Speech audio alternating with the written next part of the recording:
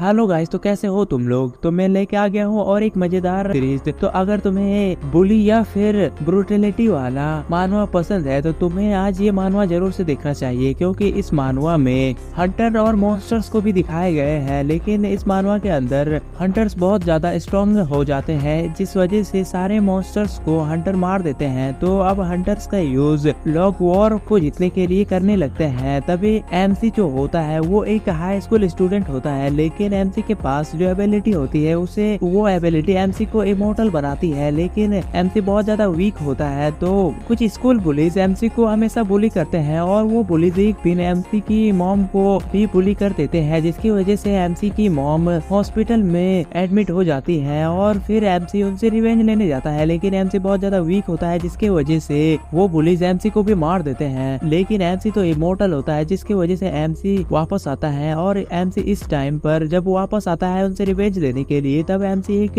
Demon से भी ज्यादा पावरफुल हो जाता है। और फिर एमसी उनसे रिवेंज तो ले लेता है, लेकिन जो कोरिया के हंटर एसोसिएशन होते हैं वो लोग एमसी को एक डीमन में बदल देते हैं और एक वॉर मशीन की तरह यूज करते हैं। तो आइए हम देखते हैं कि एमसी किस तरह स्ट्रॉन्ग बनता है और वो किस तरह एक वॉर मशीन बनता है। तो ये जानने के लिए इस एपिसोड को पूरा देखना। और गाइस, मैं पर्सनली कह रहा हूँ कि ये मानो अब सचमुच में तुम लोगों को पसंद आने वाली है, तो प्लीज इसे पूरा। शुरुआत में बताया जाता है कि 10 साल पहले अर्थ पर गेट ओपन होना शुरू हुए, जिसमें कि बहुत सारे मॉन्स्टर्स अर्थ पे आने लगे। तो उन मॉन्स्टर्स से फाइट करने के लिए ह्यूमंस भी अवेकन होना शुरू हो गए और ह्यूमंस हंटर बने और मॉन्स्टर्स को हंट करते रहे। फिर सीन प्रेजेंट में आता है और हमें एमसी को दिखाया जाता है। तभी एमसी के फेस पर एक स्टोन लगता है, जिसके वजह से एमसी वहाँ पे गिर जाता है और एमसी के मुंह से ब्लड भी आ रहा होता है। और एमसी कहता है कि मेरा नाम कांग जियांग है और मैं एक अवेकनर हूँ। फिर हमें उस बुली को दिखाया जाता है जिसने कि एमसी को मारा होता है। वो एमसी से कह रहा होता है कि तुम जल्दी उठो। और हम एमसी को देखते हैं जो जमीन पे पड़ा होता है और एमसी दर्द से चिल्ला रहा होता है। तभी वो लोग कहते हैं कि इसके पास सिर्फ रिजेनरेट करने की ही एबिलिटी है, ये एक ओरिजिनल एस रैंक एबिलिटी है, लेकिन ये एक बच्चा है। और एमसी ये सब सुनकर बहुत जोर से चिल्लाने लगता है। और एमसी कहता है कि क्योंकि ये एक बहुत रेयर एबिलिटी है तो रीजनरेट करने में बहुत ज्यादा दर्द होता है। फिर हमें उन तीनों बुलीज को दिखाया जाता है जो कि अपने अपने पावर्स को एक्टिवेट कर लेते हैं और कहते हैं कि बस एक हंसी। और हम एमसी को देखते हैं जो कि रीजनरेट करता है और बहुत ज्यादा दर्द से चिल्ला रहा होता है। और एमसी कहता है कि जब भी मैं खेलता हूँ तब मुझे दर्द होता है, मैं फिर भी हंसता हूँ। और कंप्लीट स्कूल वायलेंस रिप्ले करने पर कोई भी एविडेंस नहीं होता है, क्योंकि टीचर और पुलिस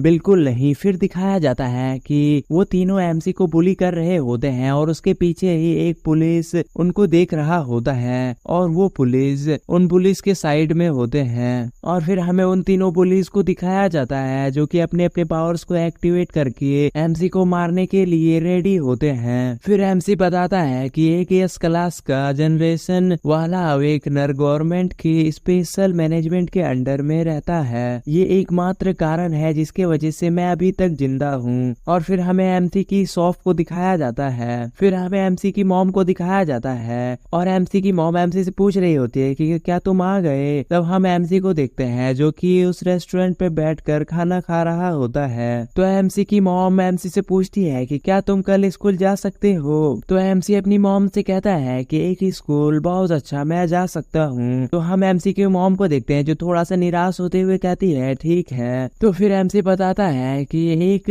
हंटर तभी बन सकते हैं जब आप हंटर स्पेशलाइजेशन हाई स्कूल से ग्रेजुएट हो। और एमसी सोच रहा होता है कि चलो रुके, मैं अपनी एबिलिटीज के साथ एक सी रैंक का हंटर बनूंगा। सैलरी कम है लेकिन मैं अब की तुलना में बेहतर जगह पर रह सकता हूँ। फिर एमसी अपने मॉम से कहता है कि चलो मॉम अब खुशी से रहते हैं। तभी एमसी कहता है कि मॉम का बर्थडे। फिर सीन कट होता है और हमें एमसी को दिखाया जाता है जो कि बहुत शौक होता है और कहता है कि मैंने सोचा था कि हम एक खुशहाल जीवन जी पाएंगे जब तक उन्होंने मेरे मॉम को नहीं बदल दिया। और फिर हम एमसी के मॉम को देखते हैं जो कि हॉस्पिटल के बेड पर होती है। तभी हम देखते हैं कि एमसी के पीछे एक पर्सन खड़ा होता है जो एमसी से कहता है कि वो लोग कह रहे हैं कि ये एक एक्सीडेंट है। और एमसी कह रहा होता है कि बाय चांस वो लोग मेरी मॉम के कैफे में आ गए। और हम देखते हैं कि वो बोली एमसी की मॉम से कह रही होती है कि तुम बहुत ज्यादा ब्यूटीफुल हो। तभी तभी वो बुली एमसी की मॉम को हाथ को पकड़ लेता है और कहता है कि मैं एक अवेकनर हूँ, आप इस बारे में क्या सोचते हैं, और मेरी एबिलिटी डायमंड एबिलिटी है। तभी वो बुली अपने हाथ में एक डायमंड को बना लेता है। तभी एमसी की मॉम उस बुली से अपने हाथ को छुड़ा लेती है, जिसके वजह से उस बुली का फोन गिर जाता है और वो बुली का फोन का डिस्प्ले टूट जाता है। तो एमसी की मॉम माफी मांगते हुए वो बुली का फोन उठा लेती है। तभी वो बुली एमसी की मॉम के ऊपर अटैक कर देता है और कहता है कि तुम इसे कंपेंसेट कैसे करोगी, और फिर एमसी बताता है कि तभी उसकी एबिलिटी एक्सप्लोड हो गई। और हम देखते हैं कि एमसी ये सब सुनकर अपने दांतों को मसलने लगता है, जिसकी वजह से उसके मुंह से ब्लड आने लगता है। और एमसी रोते हुए कह रहा होता है कि क्या मैं जानता हूँ, क्योंकि मैं इन सब से गुजर चुका हूँ, ये एक एब्सोल्यूट चांस था। और हम देखते हैं कि एमसी अपने दांतों को इतनी जोर से मसल रहा होता है कि उसके दांत टूट जाते हैं। और फिर एमसी अपने गले को दाबने लगता है और कहता है कि तुम नहीं कर सकते, भाग जाओ। फिर नेक्स्ट सीन में हम देखते हैं कि एमसी बहुत जोरों से चिल्लाने लगता है और एमसी का पूरा बॉडी ब्लड की वजह से लाल हो गई होती है। फिर हमें एक खराब हुए केक को दिखाया जाता है, जिसे कि एमसी ने अपने मॉम के बर्थडे पर लाया होता है। फिर सीन चेंज होता है और हमें एक सिटी के माउंटेन को दिखाया जाता है। वो बुली कह रहे होते हैं कि अरे तुम ठीक हो, क्या होगा अगर मैं मर जाऊंगा तो दूसरा बुली पूछता है कि ऐसा किस लिए। और फिर वो बुली उस दूसरे बुली के पास आ जाता है और कहता है कि तुम एक अवेकनर हो।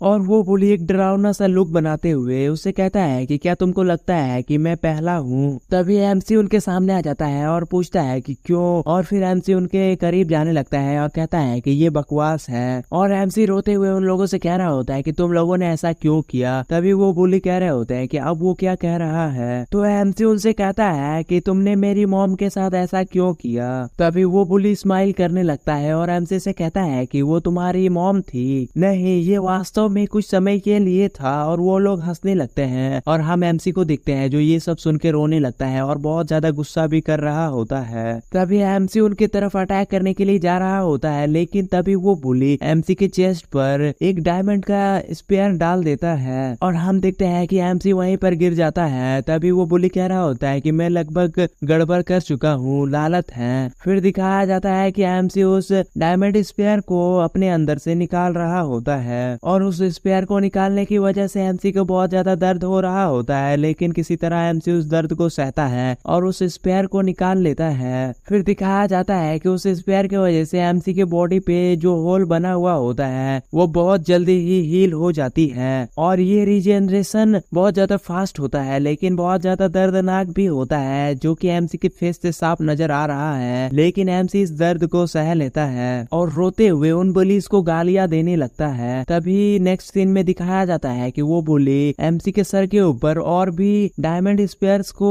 समन कर लेता है और हम देखते हैं कि एमसी खड़ा हो जाता है। तभी वो बुली वापस से एमसी के ऊपर वो सारे स्पेयर से अटैक कर देता है और एमसी इससे बहुत ज्यादा चिल्लाने लगता है और दिखाया जाता है कि एमसी की पूरी बॉडी पर वो डायमंड स्पेयर धस जाते हैं और वो बुली एमसी से कह रहे होते हैं कि तुम क्यों खिलवाड़ कर रहे हो। फिर हम एमसी को देखते हैं जो कुछ भी नहीं कह रहा होता है। तभी अचानक से एमसी अपने आंखें खोलता है और बहुत ज्यादा गुस्सा करने लगता है और एमसी की बॉडी पर वो सारे स्पेयर्स लगे हुए होते हैं, लेकिन एमसी किसी तरह अपने दर्द को सहते हुए आगे बढ़ने लगता है और उन बुलीज को गालियां भी देने लगता है। और इस टाइम पर एमसी एक ज़ॉम्बी की तरह दिख रहा होता है। तभी हम उस बुली को देखते हैं जो अपने साथी से कह रहा होता है कि ये पॉइजनस है, तो मुझे तुम अपनी बिजली दिखाओ। तो हम उस बुली के साथी को देखते हैं जो एमसी को देखता है कि उनके ही तरफ एमसी आ रहा होता है। तभी वो एमसी के ऊपर एक थंडर अटैक कर देता है। फिर हमें एमसी को दिखाया जाता है इतने सारे स्पेयर लगने के बाद भी किसी तरह आगे बढ़ रहा होता है, लेकिन इस थंडर अटैक के बाद एमसी वहीं पर अपने घुटनों के बल बैठ जाता है और उनके सामने ही गिर जाता है। और हमें दिखाया जाता है कि एमसी के पूरे बॉडी पर वो डायमंड स्पेयर्स भी होते हैं और थंडर की वजह से एमसी का बॉडी भी जल जाता है और सचमुच में ये बहुत ज्यादा ब्रूटल लग रहा होता है और वो लोगों को लगता है कि एमसी अब मर चुका है। तभी वो लोग कहते हैं कि चलो अब चलते हैं और वो लोग वहाँ से जाने लगते हैं। तो फिर हम देखते हैं कि एमसी उनमें से एक बुली का पैर पकड़ लेता है और उनसे कहता है कि तुम लोग कहाँ जा रहे हो। तभी हम उस बुली को देखते हैं जिसके पैर को एमसी ने पकड़ा होता है। वो बहुत ज्यादा गुस्सा हो जाता है और कहता है कि बकवास। फिर दिखाया जाता है कि वो बुली अपने हाथ में डायमंड गॉन्टलेट को पहन लेता है और एमसी को बुरी तरह से मारने लगता है और सचमुच में ये इतना ब्रूटल होता है कि वो बुली एमसी एमसी के फेस पर पंच करता है, उसके पूरे बॉडी पर पंच कर रहा होता है और एमसी के पूरे बॉडी से ब्लड भी आ रहा होता है और वो बुली एमसी को तब तक मारता है जब तक कि एमसी मर नहीं जाता।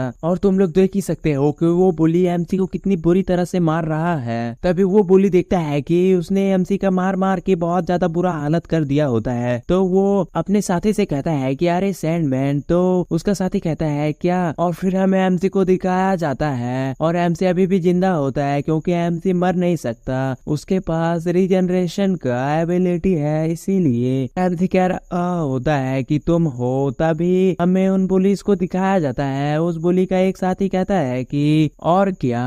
तभी वो बुली अपने साथी से कहता है कि चुप हो जाओ, और उन पुलिस ने एमसी को दफनाने के लिए उसे एक गड्ढे में डाल दिया होता है। तभी वो बुली अपने डायमंड के नोकीले क्रिस्टल उस पूरे गड्ढे में बना देता है, जो कि एमसी की बॉडी में धंसने लगते हैं, जिससे कि एमसी को बहुत ज्यादा दर्द हो रहा होता है और वो चिल्लाने लगता है। तो वो बुली कहता है कि मैं तुम्हें मार दूंगा, और फिर हम एमसी को देखते हैं जो बहुत ज्यादा गुस्सा हो जाता है और एमसी भी उस बुली से कहने लगता है कि मैं तुम्हें मार दूंगा, तुम कमीने, मैं तुम्हें मार दूंगा। और हम देखते हैं कि वो बुली एमसी को दफनाने लगते हैं। तो वो बुली स्माइल करता है और कहता है कि मुझे मार दो, और फिर हमें दिखाया जाता है कि वो बुली का साथ ही एमसी को वहीं पर दफन कर देता है। तभी वो बुली जाते हुए कहता है कि अगर तुम बाहर आ सको तो मुझे मार दो, और उन बुलीज ने एमसी को दफन करके उसके ऊपर एक बड़ा सा डायमंड का क्रिस्टल रख दिया होता है। और फिर हम एमसी के हाथ को देखते हैं जो कि अपनी ऊपर वाली सतह को धकेलने की कोशिश करता है, लेकिन एमसी को जिस गड्ढे में उन लोगों ने दफन किया होता है उस गड्ढे के चारों तरफ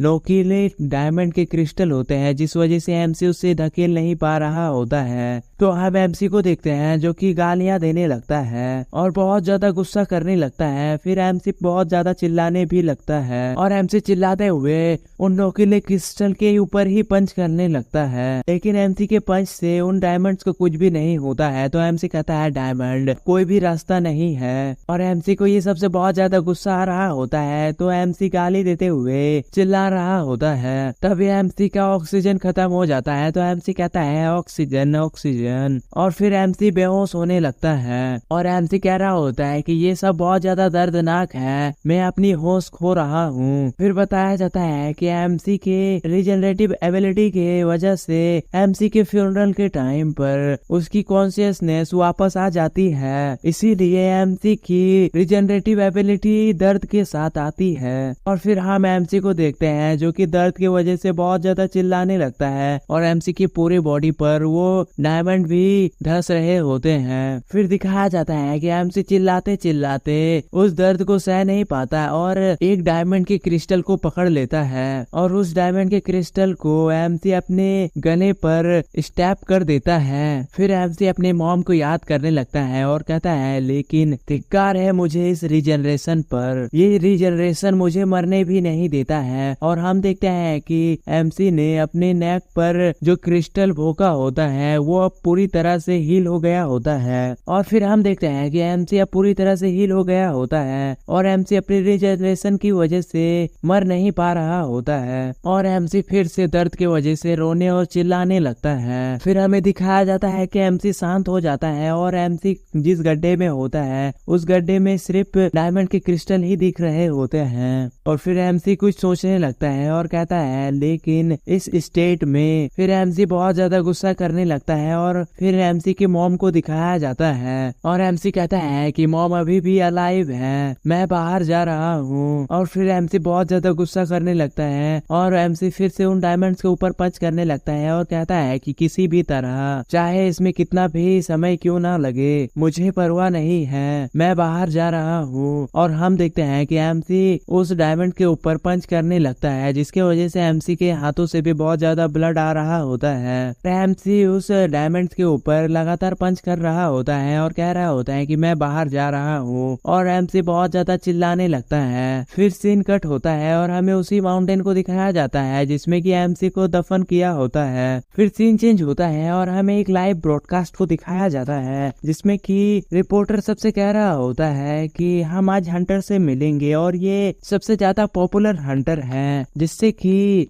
आप लोग मिल रहे हैं। तो वो हंटर्स कहते हैं कि जब हम छोटे थे तब हम जरूरतमंद दोस्तों को मदद करके बहुत ज्यादा ज्यादा खुश होते थे। बस यही हुआ और फिर हमें उन हंटर्स को दिखाया जाता है। वो हंटर्स वही 3 बुली होते हैं जिन्होंने एमसी को वहाँ पे दफन किया होता है। तो वो रिपोर्टर ये सब सुनकर कहते हैं कि बहुत अच्छे। तो वो रिपोर्टर फिर उन हंटर से नेक्स्ट क्वेश्चन पूछता है कि 5 साल पहले एक रनवे के कारण क्या आपने किसी को चोट पहुंचाई थी? और हम देखते हैं कि वो हंटर्स इस क्वेश्चन का आंसर नहीं कर रहे होते हैं। तभी वो हंटर रोने का नाटक करने लगता है और कहता है कि वो एक मेरी क्लोज फ्रेंड की माँ थी, मैं एक स्टूडेंट था उस एबिलिटी कंट्रोल के साथ। तो ऑडियंस उस बुली से पूछ रहे होते हैं कि क्या आपने अपने दोस्त से माफी मांगी? तो वो हंटर कहता है कि मैं उस दिन के बाद से अपने फ्रेंड से कांटेक्ट नहीं कर पाया। तो वो ऑडियंस उस हंटर से कहने लगते हैं कि अपने फ्रेंड से माफी मांगो। तभी हमें दिखाया जाता है कि वहाँ का गेट तोड़ते हुए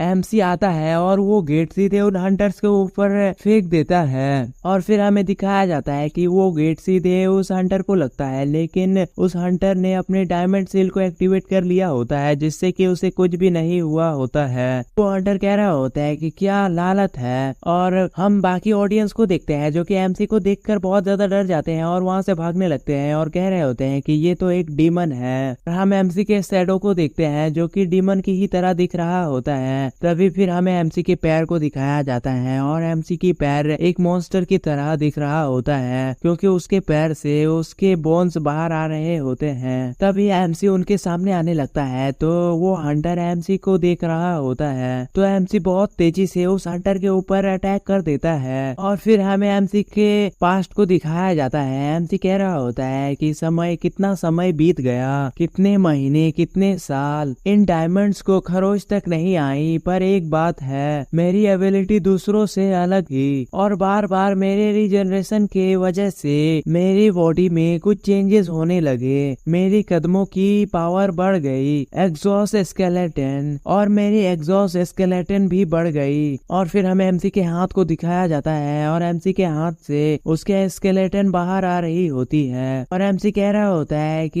ये स्केलेटन बिल्कुल डायमंड की तरह है। मेरा पूरा शरीर टूटने लगा और हम देखते हैं कि एमसी के पूरे शरीर से उसकी स्केलेटन बाहर आ रही होती है और एमसी के पूरे बॉडी को उस स्केलेटन कवर कर लेती है। और एमसी कह रहा होता है कि खून फैला हुआ, फटा हुआ मांस, टूटी हुई हड्डी, दर्द, और ये कैसे खेला जा सकता है? ये तो मरने के समान है, दर्द फिर भी। और फिर एमसी बहुत जोरों से चिल्लाने लगता है और फिर हमें एक क्रैक को दिखाया जाता है। तो उस क्रैक से एमसी की आंखें दिख रहे होते हैं। तभी दिखाया जाता है कि एमसी को जिस गड्ढे में दफन किया होता है वो गड्ढा टूट जाता है और फिर सीन कट होता है और प्रेजेंट सीन में आता है और हम देखते हैं कि एमसी का पंच उस बुली को लग जाता है जिसके वजह से वो बुली बहुत दूर जाके गिरता है और ये देखकर उसके साथी बहुत ज्यादा हैरान हो गए होते हैं। फिर हमें एमसी को दिखाया जाता है जो कि सचमुच में एक डीमन की तरह लग रहा होता है क्योंकि एमसी के वो बोन्स जो कि अब इंक्रीज हो गए होते हैं वो एमसी की फुल बॉडी आर्मर की तरह काम कर रहे होते हैं। और एमसी याद कर रहा होता है कि उन बुलीज ने कैसे कहा था एमसी से कि अगर तुम इस गड्ढे से बाहर आ सके तो मुझे मार दो। और फिर सीन प्रेजेंट में आता है और एमसी उनसे कहता है कि मैं बाहर आ गया। और फिर हमें एमसी के फेस को दिखाया जाता है। एमसी का आधा फेस उसके स्केलेटन से कवर होता है और एमसी उनको गालियां दे रहा होता है। तभी हम देखते हैं कि एमसी ने जिस बुली को मारा होता है वो बुली खड़ा हो जाता है और वो भी एमसी को गाली देने लगता है। तभी उसका साथी अपने थंडर पावर को एक्टिवेट करता है और एमसी के ऊपर थंडर अटैक कर देता है और वो थंडर अटैक एमसी को लग भी जाता है। लेकिन फिर हमें एमसी को दिखाया जाता है जिससे कि उस थंडर अटैक से ज्यादा कुछ फर्क नहीं पड़ा होता है। और फिर एमसी बहुत ज्यादा गुस्सा करते हुए आगे बढ़ने लगता है और एमसी उस बुली के ऊपर अटैक करता है और एमसी के एक ही अटैक से वो बुली का सर कट जाता है। और उस बुली का सर कटते हुए देख के बाकी 2 बुली बहुत ज्यादा डर जाते हैं और बहुत ज्यादा शॉक भी हो जाते हैं क्योंकि एमसी ने एक पर्सन के सर को काटते हुए एक बार भी नहीं सोचा। फिर हम एमसी को देखते हैं जो कि उनके आगे जाके शांत खड़ा होता है। तभी वो बुली का और एक साथी जिसके पास सैंड पावर होती है वो एमसी की तरफ मुड़ता है और एमसी के ऊपर अटैक कर देता है और वो बुली एमसी को अपने सैंड से पूरी तरह से कवर कर लेता है। तो फिर हमें एमसी को दिखाया जाता है और एमसी को बहुत ज्यादा गुस्सा आने लगता है। तभी नेक्स्ट सीन में हम देखते हैं कि एमसी ने उसके सैंड को तोड़कर बाहर आ गया होता है और एमसी बाहर आते ही सीधा उस बुली के मुंह में हाथ डालकर उसे पकड़ लेता है और उसके मुंह को फाड़ते हुए वहीं पर पटक देता है। और फिर एमसी अपने दूसरे हाथ से उस बुली के ऊपर फिर से अटैक करता है, जिसकी वजह से वो बुली वहीं पे मारा जाता है। और तभी हम देखते हैं कि वो लास्ट बुली जो अब बच गया होता है वो अपने हाथ में फिर से डायमंड का गॉन्टलेट पहन लेता है और एमसी के ऊपर अटैक कर देता है। और वो बुली फिर से एमसी को मारने लगता है, लेकिन इस बार वो बुली देखता है कि एमसी की स्केलेटन इतनी मजबूत होती है कि उसके डायमंड गॉन्टलेट से भी एमसी का स्केलेटन नहीं टूटता है। और ये सब देखकर वो बुली बहुत ज्यादा डर जाता है, जिसके वजह से वो अपने मैजिक को एक्टिवेट कर लेता है और उस पूरे ब्रॉडकास्ट बिल्डिंग के बाहर में अपने डायमंड स्पेयर्स को बुला लेता है और एमसी के ऊपर अटैक कर देता है। तो हम देखते हैं कि वो सारे डायमंड स्पेयर्स उस बिल्डिंग के बाहर से अंदर आते हैं और एमसी के बॉडी पर धंस जाते हैं। और फिर वो बुली देखता है कि वो सारे स्पेयर्स एमसी को लग गए होते हैं, तो वो बुली सोच रहा होता है कि उसने एमसी को हरा दिया है। लेकिन तभी वो बुली कुछ देखकर शॉक हो रहा होता है, क्योंकि एमसी अभी भी जिंदा होता है। और फिर वो बुली एमसी को देखकर थोड़ा डरने लगता है, क्योंकि वो सारे स्पेयर्स एमसी के बॉडी पर धंसे होते हैं। लेकिन एमसी फिर भी खड़ी होने की कोशिश करने लगता है और एमसी की बॉडी से बहुत सारा ब्लड आने लगता है, लेकिन फिर भी एमसी खड़ा हो जाता है। और ये देखकर वो बुली बहुत ज्यादा डर जाता है और अपने पूरे बॉडी में डायमंड आर्मर को चढ़ाने लगता है। और अपने पूरे बॉडी में डायमंड आर्मर को चढ़ाने के बाद एमसी के ऊपर लगातार अटैक करने लगता है और वो बुली एमसी के ऊपर लगातार पंचेस करने लगता है। और इस बार दिखाया जाता है कि उस बुली के पंचेस के वजह से एमसी का बोन भी टूट रहा होता है। और ये देखकर वो बुली खुश हो जाता है और चिल्लाते हुए एमसी के ऊपर और भी अटैक करने लगता है। और वो बुली जैसे ही एमसी के फेस पर अटैक करता है, एमसी उस बुली के पंच को अपने मुंह से पकड़ लेता है। और ये देखकर वो बुली बहुत ज्यादा डर जाता है। और तभी एमसी उस बुली के ऊपर पंच करता है और अपने स्केलेटन को उस बुली के चेस्ट में डाल देता है। और एमसी अभी भी उस बुली के पंच को अपने मुंह से पकड़ा हुआ होता है और उस बुली के चेस्ट पर अपने स्केलेटन को डाल रहा होता है, जिससे कि वो बुली बहुत ज्यादा दर्द में चिल्ला रहा होता है। अभी हम उस बुली के हाथ को देखते हैं, वो एक अटैक को एमसी के ऊपर करता है, जिससे कि वहां पर एक बहुत ही बड़ा डायमंड क्रिस्टल बन जाता है और एमसी के चेस्ट पर वो क्रिस्टल धंस जाता है, जिसके वजह से एमसी बहुत ऊपर चला जाता है। लेकिन एमसी उसके हाथ को नहीं छोड़ता, जिसके वजह से उसका हाथ कट जाता है। फिर हम देखते हैं कि वो बुली अपने कटे हुए हाथ को लेकर वहां से भागने की कोशिश करता है, लेकिन तभी उस बुली के चेस्ट पर उसी का डायमंड स्पेयर घुस जाता है। और फिर हम एमसी को देखते हैं जो कि उस बुली के अटैक से बच जाता है और अपने बॉडी से उस डायमंड स्पेयर को निकाल कर उस बुली के ऊपर अटैक कर देता है, जो कि उस बुली के चेस्ट पर धंस गया होता है। हम देखते हैं कि एमसी उस बुली की तरफ आ रहा होता है और वो बुली वहीं पर गिर गया होता है और रो रहा होता है। और वो बुली रोते हुए चिल्लाने लगता है और एमसी से कह रहा होता है कि मेरी तरफ मत आओ। फिर हमें एमसी की आंख को दिखाया जाता है और हम उस बुली को देखते हैं जो बहुत ज्यादा चिल्लाने लगता है। फिर हमें बहुत ज्यादा खून को दिखाया जाता है और फिर हम एमसी को देखते हैं और एमसी के सामने वो बुली होता है और एमसी ने उस बुली के ऊपर उसी तरह स्पेयर डाल दिए होते हैं जिस तरह वो बुली एमसी के ऊपर स्पेयर डालता है। तो वो हंटर अभी भी नहीं मरा होता है और वो हंटर एमसी से पूछ रहा होता है कि तुम ऐसा क्यों कर रहे हो।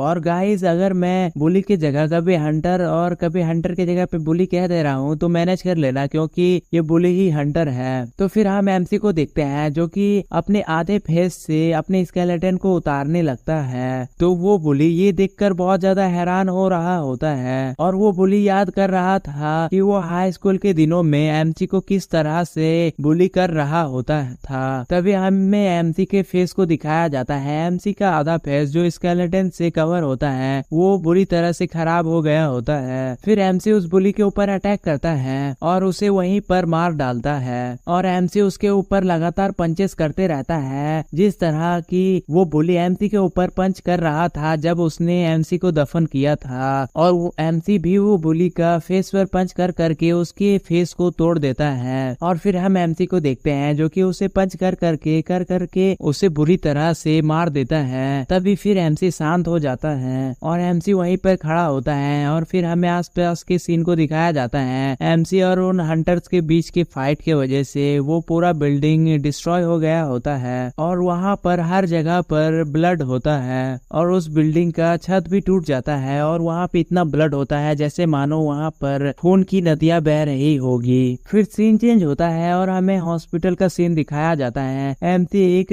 चद्दर को ओढ़कर अपनी मॉम के पास उन्हें देखने के लिए गया होता है और एमसी अपनी मॉम को देखता है तो एमसी की मॉम की हालत अब पहले से बेहतर होती है। और फिर सीन चेंज होता है और हमें एमसी को दिखाया जाता है और रेन हो रही होती है। तभी एमसी भीगते हुए बहुत ज्यादा चिल्लाता है और रोने लगता है और हमें दिखाया जाता है कि एमसी के सामने ब्लड भी होता है। फिर सीन कट होता है और हमें दूसरे दिन का सीन दिखाया जाता है। फिर सीन चेंज होता है और हमें एक पोर्टल को दिखाया जाता है। उसके अंदर कुछ हंटर्स को देखते हैं जिन्होंने उन हंटर्स में से उनकी एक साथी एक लड़की होती है जिसने कि एक मॉन्स्टर को मार दिया होता है। तो तभी उसके सारे साथी उससे कहने लगते हैं कि तुमने बहुत अच्छा किया और तुम पहली बार इस पोर्टल के अंदर आई हो, ऐसा नहीं लगता है। तो हम उस लड़की को देखते हैं, वो भी अपनी टीममेट्स का धन्यवाद करती है। लेकिन तभी हम देखते हैं कि वो सारे हंटर्स उस लड़की को देखकर एक इविल स्माइल करने लगते हैं और उस लड़की से कहते हैं कि पोर्टल के अंदर क्या होता है ये कोई भी नहीं जानता है। और ये सुनकर वो लड़की भी डरने लगती है। तो उनमें से एक हंटर उस लड़की को पकड़ लेता है और कहता है कि ये पोर्टल के क्लास पर निर्भर करता है, कभी कभी तो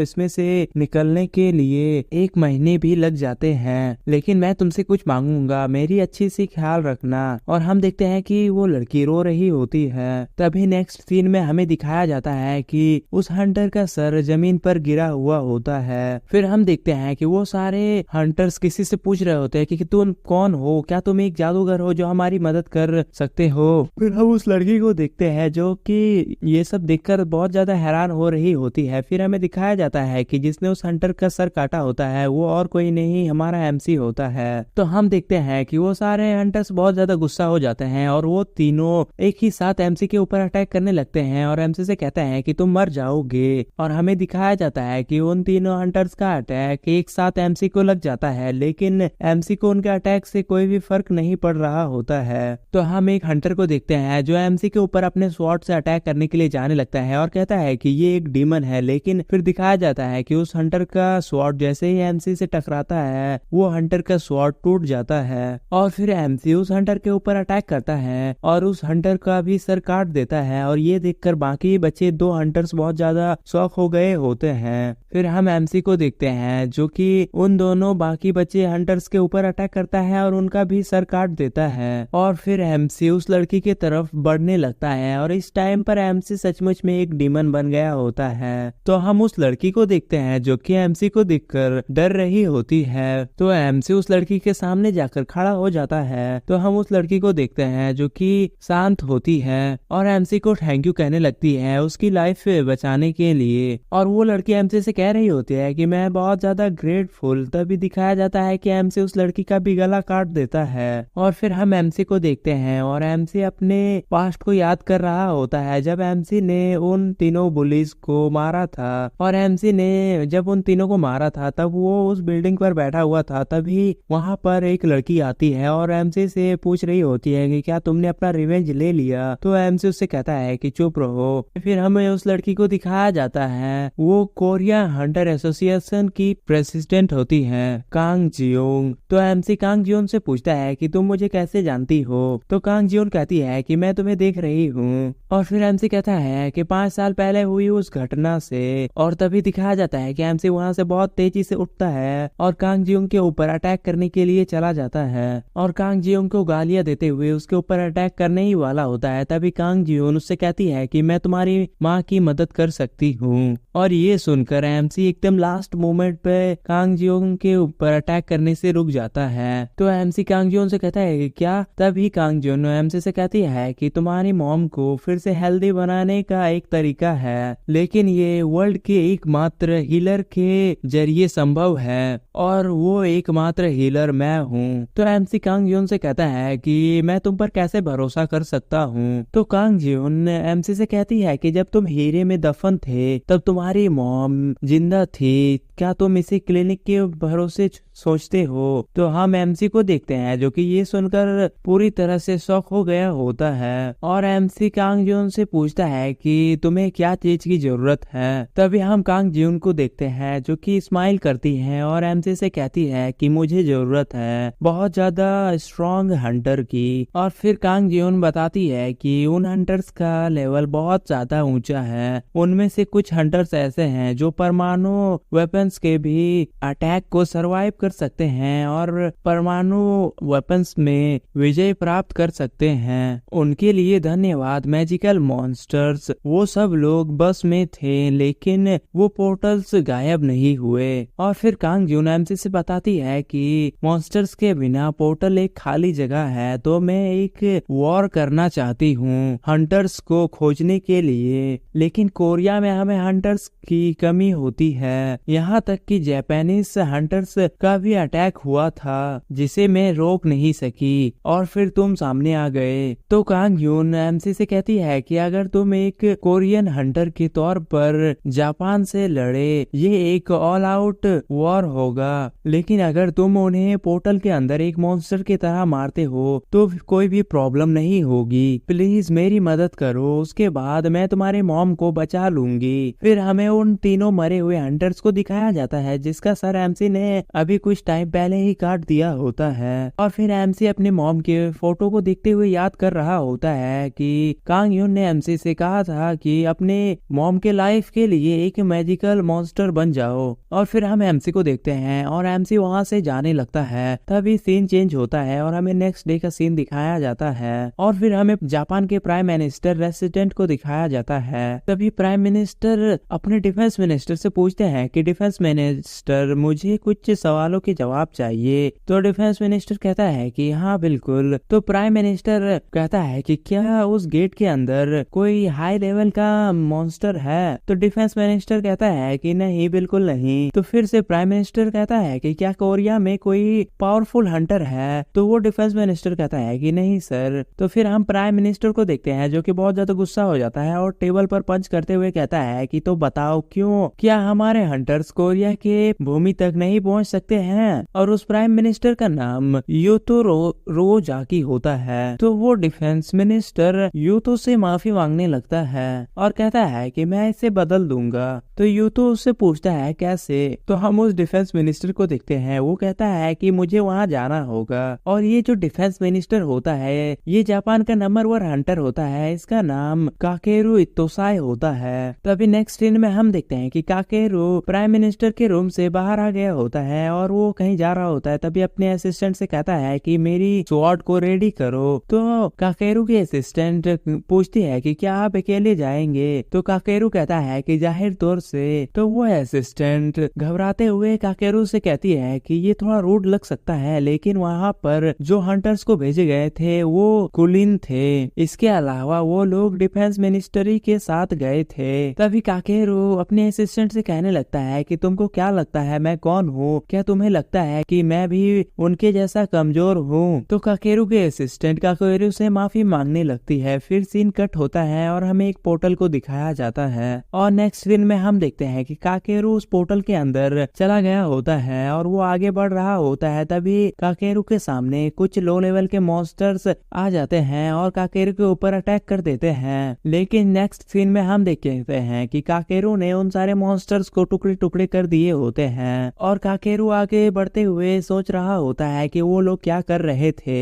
तभी वो आगे जाता है तो देखता है कि एमसी वो सारे हंटर्स के लाशों के ऊपर बैठा हुआ होता है और ये देखकर काकेरू बहुत ज्यादा गुस्सा हो जाता है और अपने पावर को एक्टिवेट करने लगता है। और फिर काकेरू बहुत तेजी से एमसी के ऊपर अटैक कर देता है। लेकिन हम देखते हैं कि एमसी अपने स्केलेटन के वजह से काकेरू को अटैक को डॉज कर लेता है और एमसी सोच रहा होता है कि ऐसी गैर मौजूदगी। तभी काकेरू कह रहा होता है कि ऐसा लग रहा है कि यहाँ पर एक इंटरेस्टिंग पर्सन है। और फिर तभी काकेरू एमसी के ऊपर एक पंच कर देता है और काकेरू एमसी से पूछ रहा होता है कि क्या तुम एक मैजिकल मॉन्स्टर हो और तुम तो मेरे अटैक्स को भी रोक रहे हो। और फिर हम देखते हैं कि काकेरू का पंच इतना ज्यादा पावरफुल होता है कि एमसी को जैसे ही लगता है वो बहुत दूर चला जाता है और एमसी हवा में ही होता है। तभी काकेरू अपने स्वॉर्ड से बहुत ज्यादा स्लैशेस भी लगा देता है और वो सारे स्लैश एमसी को भी लग जाते हैं और वो बहुत दूर जाके गिरता है। फिर काकेरू एमसी की तरफ फिर से अटैक करने के लिए जाने लगता है और कहता है कि मैं देख रहा हूँ कि तुम्हारी बाहरी स्केलेटन बहुत ज्यादा मजबूत है, और काकेरू एमसी के ऊपर अटैक कर देता है। लेकिन इस बार एमसी काकेरू के अटैक को डॉज कर लेता है और काकेरू के ऊपर ही अटैक कर देता है, और ये देखकर तो काकेरू भी बहुत ज्यादा शॉक हो जाता है। लेकिन फिर दिखाया जाता है कि काकेरू एमसी के अटैक को बहुत इजीली अपने स्वॉर्ड से डॉज कर लेता है, और फिर दिखाया जाता है कि काकेरू एमसी का हाथ ही काट देता है। और काकेरू कहता है कि मेरी स्वॉर्ड हीरे से बना है, और एमसी के ऊपर और एक स्लैश कर देता है। और फिर दिखाया जाता है कि काकेरू के उस स्लैश की वजह से एमसी का गला कट जाता है। तो काकेरू कह रहा होता है कि मुझे माफ करना, लेकिन ऐसे मॉन्स्टर्स ने उन्हें मार डाला। काकेरू को इस टाइम पर लग रहा होता है कि उसने एमसी को मार डाला है, लेकिन उसे क्या पता कि एमसी तो इमोर्टल है। और फिर काकेरू कह रहा होता है कि ये स्पष्ट रूप से हमारे हंटर्स के लेवल को कम करता है। और हम एमसी को देखते हैं जो कि अपने पास्ट को याद कर रहा होता है। फिर हमें एमसी के पास्ट को दिखाया जाता है, और फिर एमसी कहता है फादर वो हमेशा काम की वजह से बिजी रहते थे, लेकिन वैसे भी वो एक दयालु थे और मैं उनसे बहुत ज्यादा प्यार करता था। फिर दिखाया जाता है कि एमसी दौड़कर अपने फादर की तरफ जाने लगते हैं, लेकिन तभी नेक्स्ट सीन में दिखाया जाता है कि एमसी अपने फादर की तरफ जा रहा होता है, लेकिन रोड पर एक ट्रक आ रही होती है। तभी उसके फादर एमसी को बचाने के लिए रोड पर आ जाते हैं। और फिर एमसी कहता है कि लेकिन मेरे फादर मेरे कारण से मारे गए। और फिर नेक्स्ट सीन में दिखाया जाता है कि एमसी के फादर एमसी को बचाने के चक्कर में उस ट्रक के सामने आ गए होते हैं, जिसकी वजह से वो मारे जाते हैं। उस टाइम पर एमसी बहुत ज्यादा छोटा होता है, तो वो अपने फादर को इस तरह मरते हुए देखकर बहुत ज्यादा हैरान हो जाता है। और एमसी बताता है कि उस टाइम पर मॉम के ऊपर बहुत ज्यादा कर्ज था, लेकिन मैं मॉम के हाथ को थामे हुए, ये लगभग ऐसा था इम्पॉसिबल। तभी हम एमसी को देखते हैं। एमसी अपने मॉम से पूछता है कि मॉम क्या आप ठीक हैं? तो हम एमसी की मॉम को देखते हैं, वो स्माइल करती है और एमसी से कहती है कि हाँ सब कुछ ठीक है। और फिर एमसी कहता है कि जब रात हुई तब मैंने खुद को दोषी ठहराया। और हम एमसी को देखते हैं जो कि रात में रो रहा होता है। और फिर एमसी सोच रहा होता है कि मेरी मॉम मेरी वजह से मुसीबत में पड़ गई, कोई मेरे जैसा। और तभी एमसी डरते हुए एक नाइफ को पकड़ लेता है और एमसी कहता है कि मेरे जैसे को नहीं जीना चाहिए। तभी हम देखते हैं कि एमसी के मॉम के हाथों से एक रामेन का बाउल गिर जाता है और एमसी की मॉम कहती है कि बेटे। तभी हम एमसी को देखते हैं जो कि रो रहा होता है और डरते हुए अपनी मॉम से कहता है कि मॉम देखो ऐसा लगता है कि मैं अवेकन हो गया हूँ। तभी दिखाया जाता है कि एमसी ने अपने नस को काट लिया होता है, लेकिन वो वापस से हील हो गया होता है। तभी एमसी की मॉम एमसी को हग कर लेती है, तो एमसी अपने मॉम से कहने लगता है कि मैं एक हंटर बनना चाहता हूँ। और फिर एमसी रोते हुए कहता है कि अगर मैं ये कर सकूँ। एमसी याद करने लगता है कि उसकी मॉम अभी कैसे हॉस्पिटल में है। तभी एमसी कहता है कि तुम्हें मुझ पर गर्व होगा।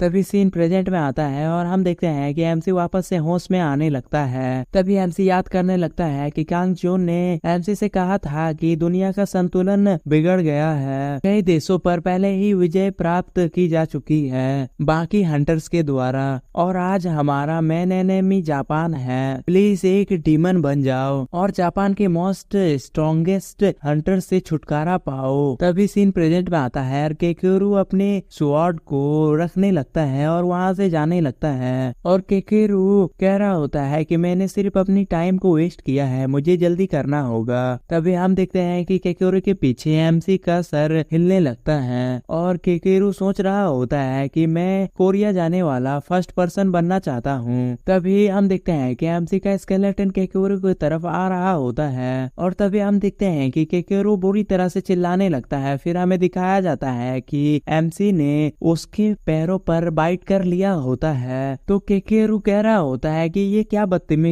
है, मैं तुम्हारा सर काट दूंगा। तभी हम एमसी को देखते हैं जो कि और जोर से बाइट करने लगता है, तो केकेरू और ज्यादा चिल्लाने लगता है। फिर हमें दिखाया जाता है कि केकेरू अपने एक अटैक को करता है जिसकी वजह से एमसी का सर फिर से कट जाता है और केकेरू के इस अटैक से एक मून का सिंबल बनता है। फिर हम केकेरू को देखते हैं जो कि इस टाइम पर बहुत बैडेस लग रहा होता है और उसने अपनी पावर को एक्टिवेट कर रखा होता है। और तभी केकेरू एक अटैक को प्रिपेयर करता है और ये अटैक नारुतो के एक कैरेक्टर के सिमिलर अटैक जैसा ही है। तो तुम लोग कमेंट में बताओ कि किस अटैक का तरह ये अटैक लग रहा है। और फिर हम देखते हैं कि केकोरू के अटैक के रेंज में एमसी का स्केलेटन होता है। फिर हमें दिखाया जाता है कि एमसी के चारों तरफ केकोरू बहुत ही तेजी से दौड़ने लगता है और केकोरू को देख के ऐसा लग रहा होता है कि उसने अपनी क्लोन्स को क्रिएट किया होता है। तभी केकोरू दौड़ते हुए बहुत ज्यादा स्लेसेस लगाने लगता है और वो सारे स्लेसेस एमसी को लग जाते हैं, जिसकी वजह से देखकर ऐसा लगता है कि एमसी के बहुत ज्यादा पार्ट्स में बढ़ गया होता है। फिर हम केकोरू को देखते हैं जो कि इससे भी नहीं रुकता है और वो बहुत ज्यादा तेजी से बहुत सारे स्लेसेस लगाने लगता है और उसके स्लेसेस इतनी ज्यादा पावरफुल होते हैं कि वो उसके अटैक के रेंज में आने वाले हर चीज को पीसेस में डिवाइड कर दे रहा होता है। और सचमुच में इस टाइम पर केकोरू बहुत ज्यादा इंसेन लग रहा होता है। आखिरकार वो जापान का नंबर 1 हंटर है तो फिर उसका अटैक इतना ज्यादा पावरफुल तो होना ही चाहिए। फिर हम देखते हैं कि केकोरू के स्लेसेस की वजह से वो पूरी गुफा डैमेज हो रही होती है और केकोरू के स्लेसेस उस पोर्टल की तरफ जा रहे होते हैं। फिर हमें उस पोर्टल के बाहर का सीन दिखाया जाता है। तभी हमें दिखाया जाता है कि केकोरू के स्लेसेस उस पोर्टल के बाहर भी आ रहे होते हैं और उसके स्लेसेस इतने ज्यादा पावरफुल होते हैं कि जिस माउंटेन पर वो पोर्टल होता है केकोरू के स्लेस उस माउंटेन को भी डैमेज कर रहे होते हैं। फिर हमें डंजन के अंदर का सीन दिखाया जाता है। अब केकोरू रुक चुका है लेकिन केकोरू के स्लेसेस इतनी ज्यादा पावरफुल होते हैं कि उसने डंजन को पूरी तरह से डिस्ट्रॉय कर दिया होता है। और फिर हम केकोरू को देखते हैं जो कि अपने पूरे पावर को एक्टिवेट कर रखा होता है और इस टाइम पर केकोरू बिल्कुल जेनत्सु की तरह दिख रहा होता है। तभी हम देखते हैं कि केकोरू का एक पैर टूट चुका है लेकिन फिर भी केकोरू उस डंजन से बाहर जाने लगता है और केकोरू कह रहा होता है कि वाह उसने मेरे पैर को तोड़ दिया है तो अब मुझे रुकना होगा। लेकिन तभी हम देखते हैं कि केकोरू के दूसरे पैर पर भी एमसी का एक स्केलेटन धंस जाता है और फिर हम केकोरू को देखते हैं जो कि बहुत ज्यादा शॉक हो गया होता है। फिर हमें एमसी के हाथ को दिखाया जाता है और फिर नेक्स्ट सीन में हम एमसी को देखते हैं। एमसी इस सीन पर बिल्कुल ही इविल डीमन की तरह लग रहा होता है और दिखाया जाता है कि इस टाइम पर एमसी की स्केलेटन भी पूरी तरह से डैमेज होते हैं लेकिन एमसी फिर भी जिंदा होता है। तभी हमें केकोरू को दिखाया जाता है। केकोरू बहुत ज्यादा चिल्लाने लगता है और अपनी स्वॉर्ड को फिर से निकाल लेता है और एमसी से कहता है कि तुम मॉन्स्टर। और फिर केकोरू एमसी की तरफ अटैक करने के लिए जाने लगता है। तभी सीन कट होता है और हमें उस पोर्टल के बाहर के सीन दिखाया जाता है और बाहर में वो प्राइम मिनिस्टर और उसके कुछ हंटर्स की टीम होती है और वो लोग केकोरू के बाहर आने का वेट कर रहे होते हैं। तभी केकोरू की असिस्टेंट प्राइम मिनिस्टर से पूछती है कि प्राइम मिनिस्टर क्या हमें सचमुच में इतने लोगों की जरूरत है रेनफोर्समेंट के लिए? ये सारे डिफेंस डिपार्टमेंट के इलाइट अवेकनर्स हैं, ये सारे इलाइट हंटर्स हैं। तो प्राइम मिनिस्टर कहता है कि उसे यहाँ पर आए 3 दिन हो गए हैं, हमें ये जांचना होगा कि वहाँ पर क्या हुआ है। वो सिर्फ डिफेंस मिनिस्टर नहीं है बल्कि वो यहाँ जापान का नंबर 1 हंटर भी है। तभी दिखाया जाता है कि उस पोर्टल से केकोरू का सर बाहर आता है और फिर हमें दिखाया जाता है कि उस पोर्टल से एमसी भी बाहर आ रहा होता है और एमसी को देखकर वो प्राइम मिनिस्टर बहुत ज्यादा गुस्से से चिल्लाता है और तभी दिखाया जाता है कि एमसी उस प्राइम मिनिस्टर का गला काट देता है और उसके सर को अलग कर देता है। और सचमुच में ये बहुत ज्यादा अनएक्सपेक्टेड था क्योंकि मुझे लग रहा था कि ये प्राइम मिनिस्टर है तो ये जरूर ही कुछ करेगा, लेकिन एमसी ने तो आते ही इसका कहानी सबसे पहले खत्म कर दिया। और फिर हमें कोरिया के हंटर एसोसिएशन को दिखाया जाता है। वहाँ पर कोई पूछ रहा होता है कि सिचुएशन कैसी है तो कांग युंग से उसका एक साथी उसे कह रहा होता है कि उसने जापान के डिफेंस मिनिस्टर को मार डाला है और उसने जापान के प्राइम मिनिस्टर के ऊपर अटैक कर दिया है। तो कांग युंग कहती है कि मुझे नहीं लगता कि वो पहले की तरह कॉन्फिडेंट होंगे। तभी कांग युंग के सामने वाला पर्सन कहता है कि लेकिन वो जल्द ही जापान पहुंच जाएगा। तो हम कांग युंग को देखते हैं जो उस पर्सन से कहता है कि क्या तुम इंटरेस्टेड नहीं हो। और फिर सीन चेंज होता है और हमें दिखाया जाता है कि एमसी ने प्राइम मिनिस्टर का सर काट दिया होता है और फिर कांग युंग कह रही होती है कि उनके साथ हम जीत सकते हैं। लेकिन तभी दिखाया जाता है कि उस प्राइम मिनिस्टर का सर वापस से जुड़ने लगता है और फिर वो प्राइम मिनिस्टर एमसी के ऊपर पंच करते हुए कहता है कि जापान का मोस्ट पावरफुल हंटर। तभी वो प्राइम मिनिस्टर एमसी के ऊपर एक पंच कर देता है और हमें दिखाया जाता है कि उस प्राइम मिनिस्टर का पंच इतना ज्यादा पावरफुल होता है कि वो पूरा माउंटेन ही डिस्ट्रॉय हो जाता है। और फिर हम एमसी को देखते हैं जो कि ऑब्वियस सी बात है कि वो मरता नहीं है, लेकिन वो प्राइम मिनिस्टर के एक ही पंच से बेहोश बेहोश हो जाता है। और फिर हम प्राइम मिनिस्टर को देखते हैं जो कि बहुत ज्यादा बैडेस लग रहा होता है और उसके हाथों से लावा टाइप का कुछ बह रहा होता है। और फिर हमें बताया जाता है कि जापान का प्राइम मिनिस्टर यू तो सेम टाइम पर ही जापान में नंबर 0 हंटर है। और नंबर 0 मतलब तुम लोग समझ रहे हो ना, जो कि नंबर 1 से भी पहले आता है। और असल में जापान का प्राइम मिनिस्टर SSS रैंक का हंटर होता है। फिर हमें MC को दिखाया जाता है जिसका कि प्राइम मिनिस्टर का एक पंच खा के बहुत ज्यादा बुरा हाल हो गया होता है। तो हमारा आज का एपिसोड यहीं तक था। तो मिलते हैं नेक्स्ट एपिसोड में और कमेंट में बता देना कि ये सीरीज कैसी थी। तो जिसे भी ये सीरीज पसंद आई है उन लोगों को कह देता हूँ कि लाइक करे बिना मत जाना और चैनल को सब्सक्राइब जरूर से कर देना। तो मिलते हैं नेक्स्ट एपिसोड में, तब तक के लिए बाय।